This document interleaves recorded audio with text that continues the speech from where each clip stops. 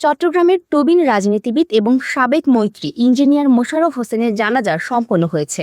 বুধবার সকালে নগরীর জমিয়তুল ফালাহ মসজিদ মাঠে অনুষ্ঠিত এই জানাজায় বিভিন্ন রাজনৈতিক দলের নেতাকর্মী সহ সর্বস্তরের মানুষ অংশ নেন। জানাজা শেষে শ্রদ্ধা জানান তার দীর্ঘদিনের রাজনৈতিক সহযোদ্ধারা। এমনকি চট্টগ্রামের মেয়র ও বিএনপি নেতা ডাক্তার শাহাদাত হোসেন জানাজায় উপস্থিত হয়ে তার উন্নয়নের অবদানের কথা স্মরণ করেন। বার্ধক্যজনিত কারণে রাজধানীর স্কয়ার হাসপাতালে চিকিৎসাধীন অবস্থায় শেষ নিঃশ্বাস ত্যাগ করেন এই বর্ষীয়ান নেতা। ১৯৪৩ সালে মিরসরাইয়ে জন্ম নেওয়া এই প্রকৌশলী ১৯৭১ সালের মুক্তিযুদ্ধে বীরত্বপূর্ণ ভূমিকা পালন করেন, যার স্বীকৃতিস্বরূপ ২০১৯ সালে পেয়েছেন স্বাধীনতা পুরস্কার।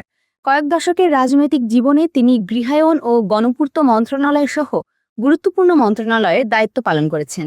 তার মৃত্যুতে চট্টগ্রামের রাজনৈতিক অঙ্গনে এক বিশাল শূন্যতার সৃষ্টি হলো।